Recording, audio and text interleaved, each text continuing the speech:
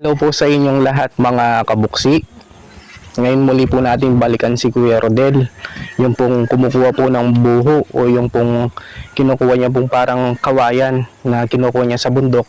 Ngayon po muli po natin balikan si Kuya para kumustahin. At meron po tayong ibibigay po na panibagong tulong po para sa kanila. At nandito na po tayo sa kanila. Sana matsyempohan po natin si Kuya. Tao po! Hello po. Hello Kuya Rodel. Magandang araw din. Pwedeng tumuloy Kuya. Pwede, boss. Ito pala si Kuya. Hello po ate. Kumusta Kuya? Okay lang naman. Kumusta po ate? Ito po yung asawa niyo po. Anong pangalan? Anong pangalan mo? Jonaline. Jonaline.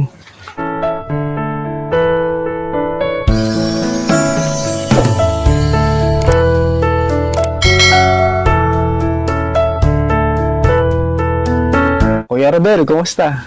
Okay lang naman, sir. Ito po yung asawa niya po. Boss. Pangalan natin? Si Ate Jonaline. At kumusta Kuya? Kumusta yung ano niyo? Pamumuhay? Okay lang naman, sir. Pinagsusikapan ko yung ano na yun talaga. Kahirapan. Galing nga ako sa trabaho ngayon. Anong trabaho pinasukan mo ngayon? Nagtabas ng kaingin, sir. Magkano yung arawan mo ngayon Kuya? 300. Iniwan ko kanina pang bili ng bigas namin. Ate, Kuya, kaya napasyalan ka namin kasi para malaman namin yung nangyari sa inyo. Pwede ba namin malaman Kuya Rodel, bakit mo ate sinabi kay Kuya na hihiwalayin mo siya? Bakit na nasabi mo sa kanya yun? Gusto mo na ibaga ka, sir, na napagamin na regat si panabiyag. Anong sabing Tagalog? Sabi niya, kaya naisipan yung sinabi yun dahil sa sobrang kahirapan. Kaya nasabi niya sa akin yun. Sa sobrang hirap. Kaya kahit ganun man yung sinabi niya sa akin, natitis niya rin na hindi niya magawa siguro sa akin. Kaya pinagsisikapan ko talaga kahit pagod na ako yun. Pinagsisikapan ko talaga makaano lang yung mga anak ko. Ngayon Kuya, anong gusto mo sabihin sa asawa niyo po ngayon? Papasalamat ako sa kanya sa yung misis ko, hindi niya rin nagawa yung kahit papano. Nagtis niya sa akin. Hindi niya na nagawa kahit sinabi niya sa akin yun. Siguro nakita niya man siguro na nagsisikap na ako ngayon kaya hindi niya siguro maisip yung mga magagawa niya rin yun. Sobrang hirap. Kunting tis lang para makaon rin tayo sa hirap talaga. Bagak na ata, sobrang namin tayo, sir. Anong sabi niya Kuya sa Tagalog? Kaya ginawa niya daw yun kaya nasabi niya sa akin na ayun nga, nahihirapan siya. Dahil sa kunting sahod ko lang, kulang pa sa amin. Sa amin Kuya, ate, yung relasyon ng mag-asawa na alam ko hindi madali yung pinagdadaanan ninyo, lalo na yung pang-araw-araw nyo, pero wag nyong anuhin na mag-away at maghiwalay kayo kasi mas mahirap para sa mga bata, di ba? Lalo na lumalaki sila, kung mawawala man yung isa sa inyo na aalis, paano yung kinabukasan at pag-aaral nila? Kasi sinasabi ko naman yun sa kanya, sir, yun. Anong sinasabi mo sa kanya Kuya? Sana hindi mo magagawa yun. Mga bata, kawawa sila pag wala ka rin.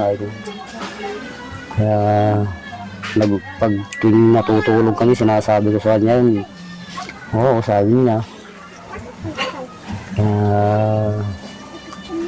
Inaano na yung mga tinatagulit yung mga bata. Ikaw ate, mahal na mahal mo si Kuya? Mahal na mahal mo siya? Oo. Ikaw Kuya, mahal na mahal mo si ate? Sobrang pagmamahal ko sa kanya, sir. Kahit inaaway niya ako minsan, kahit hindi ko nga pinapansin yung away niya. Mahal ko siya. Kahit na mahirap Kuya, ngayon tinataguyod mo yung pamilya mo.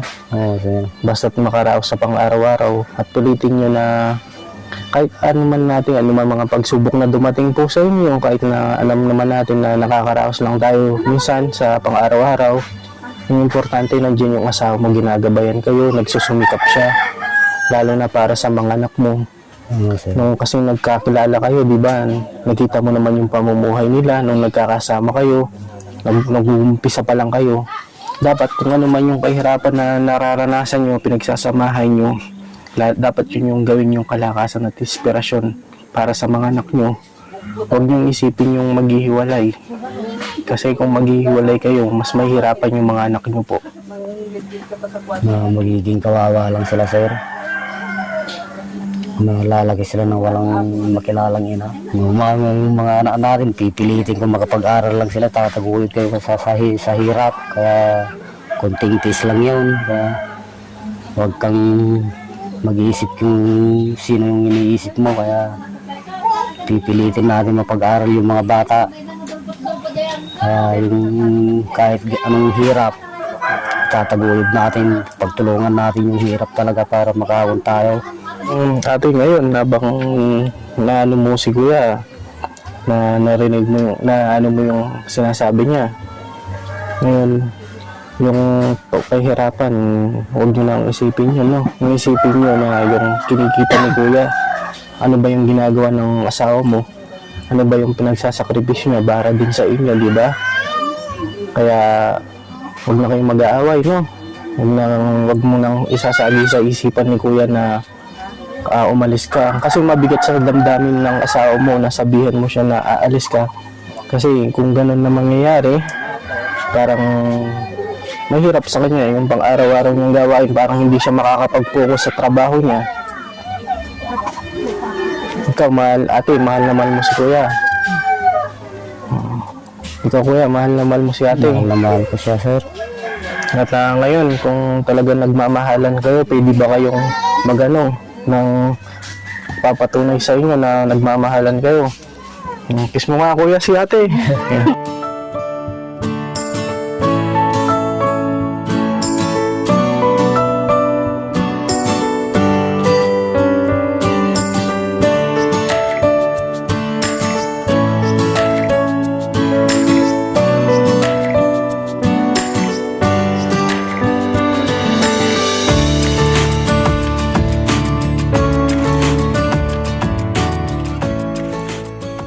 Ngayon po muli po nating nabalikan si Kuya Rodel at nakita natin ng kanyang asawa, nakilala po natin.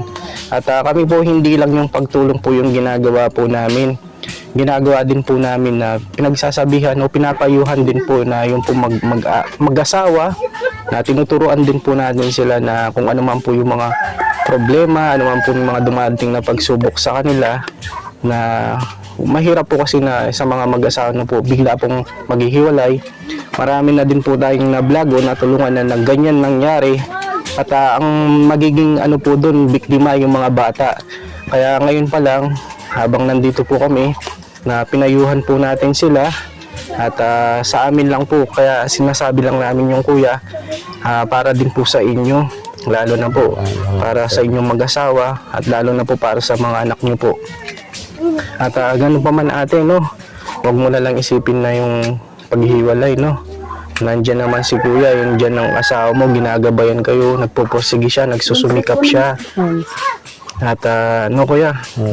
At ako Kuya, bilib naman po ako sa yun, yung pong pagsusumikap nyo, yung pagpupursige nyo.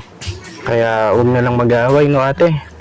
At ngayon po mga kabuksi, muli po nating nabalikan sina Kuya Rodel para paabutan po ng panibagong tulong na pinaggalob po ni Ma'am Connie na nagpadala po siya ng 7,000. Ito Kuya, no? 6-7, no Kuya?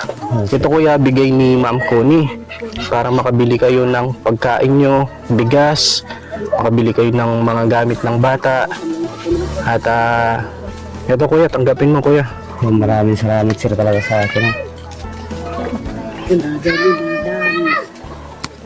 Ayun Kuya, parang naiyak po kayo Kuya.